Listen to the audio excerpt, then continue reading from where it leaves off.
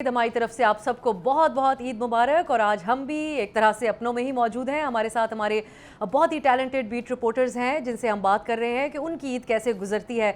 तो अब्दुल्ला, जो different news beats होती हैं उसके डिफरेंट चैलेंजेस होते हैं। आप फॉरेन ऑफिस को कवर करते हैं, सो हमने अभी जो सिफारती मामलात चल रहे हैं उस पर जब डिप्लोमेट्स से बात करें या दफ्तर ख़ारजा की ब्रीफिंग सुने तो बड़े सिफारती अंदाज में बात को बयान किया जा रहा होता है। डिप्लोमेटिक लैंग्वेज सीखने में इन लोगों को साल लगते हैं, फिर उसके बाद कहीं जाकर ये इस पोजीशंस के ऊपर पहुंचते हैं। बतौर जर्नलिस्ट इनकी बात को सुनना, फिर उसको समझ के रिपोर्ट करना, आम लोगों के लिए उसको एक तरीके से उसकी तशरीह करके बयान करना, ये भी एक इटसेल्फ आपको एक चैलेंज लगता है? जी बिल्कुल चैलेंज है, चूँकि पाकिस्तानी मीडिया में सबसे बड़ा चैलेंज ये है कि एक जर्नलिस्ट के पास बैक वक्त कई बीट्स होती है। मतलब अगर मेरे पास फॉरेन अफेयर्स है तो साथ में नेब और बहुत सारी चीज़ें होती है, तो उसलिए मतलब इसी वजह से आपके लिए फ़ोकस करना बड़ा मुश्किल हो जाता है। लेकिन मेरे लिए अपने 7-8 साल कैरियर में सबसे इंटरेस्टिंग जो है वो फॉरेन अफेयर्स की बीट रही। तो वहाँ तो आप वही डिप्लोमेटिक जवाब सुनते, मतलब आप सुनते हैं कि जो एक सरकारी वर्जन होता है, लेकिन बाद में आपके लिए वो बैकग्राउंड ब्रीफिंग्स होती है जिसमें आप बहुत सारी चीज़ें जो है वो सीख जाते हैं कि एक्चुअली हो क्या रहा है। तो इसलिए सफारती मतलब जो फॉरेन अफेयर्स की जर्नलिज्म है वो थोड़ी चैलेंजिंग है। एक बात और मेरे जहन में आ रही है, अब जिस किस्म की बातें सदर ट्रंप करते हैं, जैसे इंटरनेशनल लीडर्स के जो अल्फाज का चुनाव है अब, तो वो कुछ बोरिंग नहीं लगता आपको जब फॉर्मल तरीके से फॉरेन ऑफिस रिपोर्ट करें? आप लोग कभी मुतालबा नहीं करते कि वो लोग भी थोड़ा अपने आप को कैजुअल कर लें? अब ये आप देखें ना कि पूरी दुनिया के अंदर जो पॉपुलिज्म की एक लहर आई है, हमारे यहाँ भी गुजर गई, अभी अमेरिका में हैं, तो जो डिप्लोमेसी है वो पब्लिक फोरम्स के ऊपर आई है। तो इस वजह से मतलब डिप्लोमेसी को हमेशा एक संजीदगी से लिया जाता था। लेकिन जब ईरान की तरफ से देखे या ट्रंप की आज की ट्वीट अगर आप देखें कि आज एक पूरी सिविलाइजेशन जो है वो ख़त्म हो जाएगी, तो इस तरह के बयानात आते हैं। उसके मतलब अपना एक मज़ा भी है कि जिस तरह वो अमरीकी सदर, अगर आप बराक ओबामा को देखें या इससे पहले जॉर्ज बुश को, सदर बुश को देख ले, तो वो एक बड़े, उनका अमरीकी सदर का बड़ा ग्रेस होता था, वो बहुत कम बोलता था या बहुत कम अपीयरेंस होती थी। अब डोनाल्ड ट्रंप एक जहाज़ पे जाता है तो वहाँ से मीडिया टॉक होती है, फिर वापस आता है दोबारा मीडिया टॉक होती है, वो कहते हैं मैं आज हमला कर रहा था। बातें भी ऐसी होती है जो एक बयान दूसरे से एक जुमले में नहीं मिल रहा होता है तो वो एक चैलेंज तो है। ये पॉपुलिस्ट लीडर की यही एक चीज़ है। तो पाकिस्तान में चूँकि हमारे जो सफारतकार है वो थोड़े मोहतात रहते हैं, क्योंकि उनका ज़्यादातर सफारतकारी के ऊपर इतना मतलब उनकी ताकत नहीं है या वो मजबूर है उस तरह की। और इसको हम प्रोफेशनलिज्म भी कह सकते हैं कि जो कुछ ममालिक हैं जो आज तक सिफारतकारी को जारी रखे हुए हैं, और अब जो पाकिस्तान का हालिया सिफारती किरदार है उसके तनाजुर में भी जुल्करनैन, कोर्ट रिपोर्टिंग पाकिस्तान में अगर किसी रिपोर्टर का नाम पूछना हो आम जो हमारे देखने वाले हैं उनसे, तो वो कहेंगे कि वो 4-5 कोर्ट रिपोर्टर्स का नाम तो ज़रूर जानते होंगे। तो पिछले कुछ सालों में आप समझते हैं बिलखुसूस वो पैनामा के जो केसेस बने और वो उस दौर में ये एक प्राइम बीट बन गई या शुरू से थी, और आज जो कोर्ट रिपोर्टर्स हैं वो यूट्यूब पे बहुत पॉपुलर हैं। आपकी जो रिपोर्टिंग है उसको बड़ी क्रेडिबल रिपोर्टिंग समझा जाता है। उसके अलावा भी जो हमारे बड़े प्रोमिनेंट नाम है वो कोर्ट को कवर कर रहे हैं। सो ये एक चैलेंज है इटसेल्फ, या आप इसको एंजॉय करते हैं? देखिए, क्योंकि इंटरेस्ट है तो इसलिए एंजॉय करते हैं। चैलेंज तो नो डाउट ये है, क्योंकि लीगल लैंग्वेज जिसमें कोर्ट में बात होती है नॉर्मल इंग्लिश में नहीं होती, जो ज़रा टफ इंग्लिश है लीगल लैंग्वेज जिसमें बात होती है, जिसमें बहुत सारे आप कह रहे हैं लैटिन वर्ड्स भी यूज़ होते हैं, जजमेंट्स के अंदर भी, आर्गूमेंट्स के अंदर भी। अब उसको समझना भी खुद भी है, और इतनी आसान लैंग्वेज में लोगों को टिकट्स की फॉर्म में आपने समझाना है कि एक रेडी वाला भी अगर खाना खाते हुए टीवी देख रहा है, होटल में बैठा हो, तो उसको भी समझ आए कि कोर्ट में हो क्या रहा है। ये चैलेंज ज़रूर होता है। बाज़ औक़ात तो रेस लगी हुई होती है, जैसे बॉल टू बॉल कमेंट्री हम कहते हैं, वो हो रही है कि जज बोली जा रहा है, आप लिखी जा रहे हैं या टाइप करी जा रहे हैं और भेजी जा रहे हैं। उसमें उसको टिकर फॉर्म में कन्वर्ट करना है कि आम बंदे को समझ आ जाए, वो एक मुश्किल काम होता है। बीटी एक्टिव हुई इफ्तिखार चौधरी साहब के दौर से, जब इलेक्ट्रॉनिक मीडिया आया, ज़रा सी बात पर टिकर चलने शुरू हुए और जजों ने भी इंजॉय करना शुरू किया।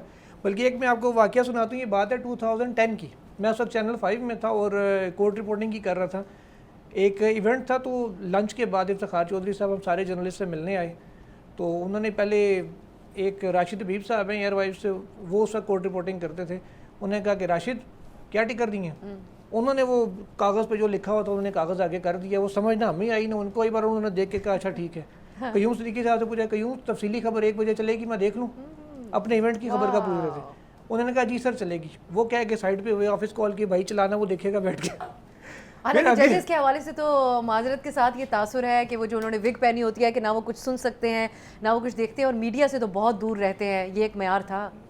تھا کا مطلب تو اب تو پھر بہت کچھ ہو گیا. تو پھر آپ یہ بھی بتائیں کہ آپ نے کیونکہ افتخار چودھری کے دور کا حوالہ دیا, تب سے لے کے اب تک کون سے چیف جسٹس کا دور رپورٹنگ کے حوالے سے سب سے مشکل رہا؟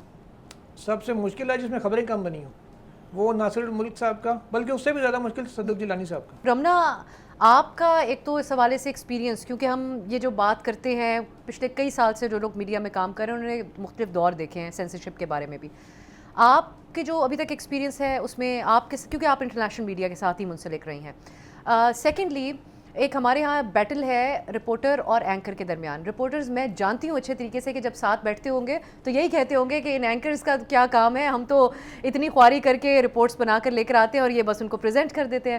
سو آپ دونوں چیزیں کرتی ہیں, آپ انڈیپینڈنٹ اردو کے لیے پروگرامز کو پریزنٹ بھی کر رہی ہوتی ہیں اور گراؤنڈ رپورٹنگ بھی کرتی ہیں, تو دونوں میں سے آپ کس کو زیادہ انجوائے کرتی ہیں؟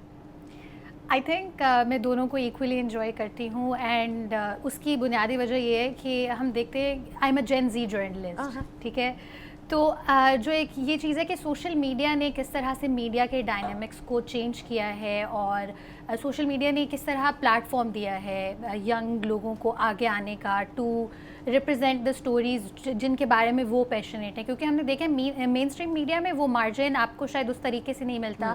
مختلف ادوار میں ہم نے دیکھا ہے کہ ہر گزرتا جو دور حکومت ہے اس میں سینسرشپ پچھلے سے زیادہ پائی جاتی ہے. اور اگر ہم گلوبل انڈیکس دیکھیں, رپورٹرز وداؤٹ بارڈرز فورم کی ریسرچز کو بھی دیکھیں, تو پاکستان میں ہمیشہ فریڈم آف اسپیچ اور سینسرشپ جو ہے اس میں فریڈم آف ایکسپریشن میں بہت ڈکلائن آیا ہے. اور آئی تھنک یہ خواتین رپورٹرز کو اس سے زیادہ ٹارگیٹ کرتا ہے بیکاز ان کی تعداد ویسے ہی بہت کم ہے, and then they can not sometimes you know جو pressures with in the newsroom exist کرتے ہیں, and also from the community at large. تو سوشل میڈیا کی وجہ سے آسانی بہت ہوئی ہے. اور آپ کو کوئی جینڈر کے حوالے سے کوئی فرق محسوس ہوتا ہے کہ پہلے تو یہ ڈیبیٹ ہمیشہ رہتی تھی کہ مردوں کو زیادہ موقع ملتا ہے, آج بظاہر تو نظر آتا ہے کہ ہمیں بہت ساری خواتین اب اس فیلڈ سے منسلک ہیں, ینگ رپورٹرز بھی ہیں. So do you feel any segregation, gender segregation when it comes to آپ کو جو بھی دیا جاتا ہے اسائنمنٹ, اس حوالے سے پریفرنس کے حوالے سے؟ In my previous jobs yes, I think یہ چیز ہوئی ہے کہ جب آپ کو چیلنج کیا جاتا ہے کہ پرٹیکولرلی کیونکہ جتنے بھی نیوز روم آرگنائزیشنس میں لوگ ہیں وہ ہمارے سے پچھلی جنریشنس کے ہیں, سو سم ٹائمز ہوتا یہ کہ وہاں پر اتنا اعتماد نہیں کرتے کہ ینگ لوگ مے بی ڈفرینٹ انرجی سے آ رہے ہیں, لیکن شاید انہوں نے ان کا اتنا ایکسپیرینس نہیں ہے کہ they can handle such pressure, stress. For example جو لاسٹ ایئر پروٹیسٹ تھے میں نے, they were very violent, I was there on field, میں کور کر رہی, اور اس میں ایک حادثہ بھی پیش آیا. سو ایک جو ریلکٹنس ہوتی ہے پرٹیکولرلی, اور اگر آپ خاتون ہیں تو آپ پہ شاید تھوڑی زیادہ ریلکٹنس ہوتی ہے ادارے کی بٹ سیلف, وہ خاتون ہے وائلنٹ پروٹیسٹ میں جائے گی, maybe she can not handle, اور اس طرح کی چیزیں. لیکن آف کورس سوشل میڈیا کا آئی تھنک ایک بہت بڑا ایڈوانٹیج یہ ہے جین زی اور ینگ لوگوں کو کہ because there are some stories جو میں نے وہاں پر کور کی پروٹیسٹ کے دوران, اور میرا ادارہ نہیں چلا سکتا تھا, بٹ میں نے اس کو رپورٹ کیا اور اس کے ویورشپ ان چیزوں سے زیادہ آئی جو میرے ادارے کے پیج پر آئی. آرگینکلی لوگ بتا دیتے ہیں کہ ان کو کیا پسند ہے کیا نہیں, تو کسی ریٹنگز کا انتظار نہیں ہوتا. عبداللہ, کیا آپ سمجھتے ہیں کہ ہماری جو آپ کا بھی ٹی وی چینلز اور اخبارات اور سب کے ساتھ ہی کام کرنے کا تجربہ ہے, زیادہ تر management I have a lot of respect for our seniors جنہوں نے اتنے سال اتنی دہائیاں ایک پروفیشن کو دیے, ان کی ایک اپنی بھی ایک بڑا یہ ان کے لیے ایک بڑی اچیومنٹ ہے. لیکن کیا آپ سمجھتے ہیں کہ جس تناسب سے پاکستان کی نوجوان آبادی ہے, یہ اہم مینجمنٹ کی پوزیشنز کو اب ینگ لوگوں کو ٹیک اوور کرنا چاہیے تاکہ ایسا کانٹینٹ پروڈیوس کریں جو لوگ دیکھنا بھی چاہیں؟ جی بالکل, اب مسائل تو ہے یہاں پہ, کیونکہ ایک ایسے ٹائم میں پاکستان کے مطلب نوجوان یونیورسٹیز سے آ رہے ہیں جب آپ کا مین اسٹریم میڈیا جو ہے وہ آہستہ آہستہ ختم ہو رہا ہے. ٹی وی چینلز کی حالت آپ دیکھیں تو جو مینجمنٹ ہے, جو پرانے لوگ ہیں, جو ایکسپیرینس لوگ ہیں, اس کی اپنی ایک انڈرسٹینڈنگ ہے, لیکن ایک بہت بڑا گیپ آ گیا ہے کہ جو جدید دور کے تقاضے ہے یا اس وقت جو ڈیجیٹل میڈیا ہے یا وہ ریلز جو ہے, صحافت اب ریلز تک آ گئی یا ٹک ٹاک تک آ گئی, تو جو پرانے مینجمنٹ کے لوگ ہیں ان کی اپنی ایک امپورٹنس ہے, لیکن وہ اس چیز سے زیادہ وہ دلچسپی نہیں رکھتے. لیکن جو نوجوان ہے وہ مطلب اب یہ ان کی ایک ولنگ ہے کہ اب وہ ایک نئی مینجمنٹ کی طرف جائے, نئی چیزیں جو ہے وہ اب انٹروڈیوس کی جائے, لیکن اس کے اپنے ڈرا بیکس بھی ہے. مطلب اگر آپ دیکھیں کہ اس وقت جو صحافت ہے کہ بہت سارے اداروں کے اندر ایڈیٹر کے جو عہدے وہ ختم ہو گئے, تو اب جو چیزیں آپ دیکھیں نا کہ اب ایز اے اینکر یا ایز اے جرنلسٹ جب آپ دیکھتی ہو تو بہت ساری چیزیں فیک آتی ہے. اب آپ دیکھیں کہ سعد رفیق صاحب کے خلاف ایک کیمپین چلی سوشل میڈیا کے اوپر کہ ان کے ون کانسٹیٹیوشن میں اپارٹمنٹ ہے, ان کے ڈرائیور نے کیے. تو نوجوان جو ہے پاکستان کے نوجوان وہ ایک مطلب ایک پوٹینشیل رکھتے ہیں. اس وقت یونیورسٹیز بہت زیادہ گریجویٹس جو ہے وہ میڈیا کے پیدا کر رہی ہے, لیکن اس وقت ایک چیلنج ہے. مطلب جو پرانے لوگ تھے, اب جو صحافی ہے وہ اب آ رہے ہیں میڈیا کے اندر, تو ایک صحافی کا جو ایک ماڈیول بنا دیا کہ صحافی جو ہے وہ ساری زندگی موٹر سائیکل کے اوپر ہوگا, اس کے بال جو ہے وہ بکھرے ہوں گے, ان کے پاس پیسے نہیں ہوں گے, اور اس کے ساتھ ساتھ ان کی کوئی فیملی نہیں ہوگی, مطلب صحافی کے کوئی رشتہ دار نہیں ہوں گے. کیفیت تو یہی ہے ہم سب کی, آپ مانے نہ یا نہ مانے, 50 سال بال نہیں بکھرے ہوئے, ہمیں بول کی ٹیم نے اچھا تیار کر کے بتا دیا ہے. نہیں, جو روایتی جو ایک صحافت کی وہ تعریف کی گئی ہے. ہندی کا صحافی کے لیے ہندی کا لفظ پترکار بھی بہت پسند ہے, ویسے وہ زیادہ ڈیفائن کرتا ہے ہماری کیفیت کو. تو وہ ایک چیز ہے کہ جتنے وہ انٹرنز آتے ہیں ہمارے پاس, مطلب جو ٹریننگ کرتے تو وہ کہتے ہیں جب میں رپورٹر بنوں گا تو میری کتنی لاکھ تنخواہ ہوگی, تو اسے پتہ نہیں ہوتا کہ اس وقت صورتحال کیا ہے.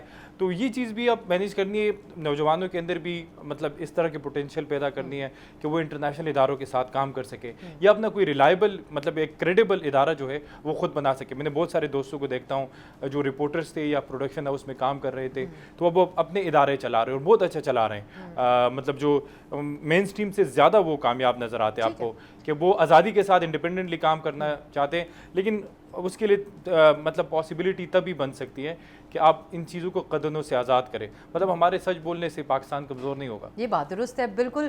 آپ جو تینوں ہیں, آپ لوگ بالکل کوئی بائس نہیں رکھتے, پولیٹیکل بائس جتنی آپ لوگوں کی رپورٹنگ کو میں نے دیکھا ہے. تو آپ کیسے مینیج کرتے ہیں, کیونکہ اب تو لوگ اتنے جانبدار ہو کر رپورٹنگ میں آتے ہیں اور اسی سے کسی نہ کسی طریقے سے ان کو ایک پہچان بھی مل جاتی ہے کہ یہ فلاں پارٹی کے یا فلاں آئیڈیالوجی کے سپورٹرز ہیں.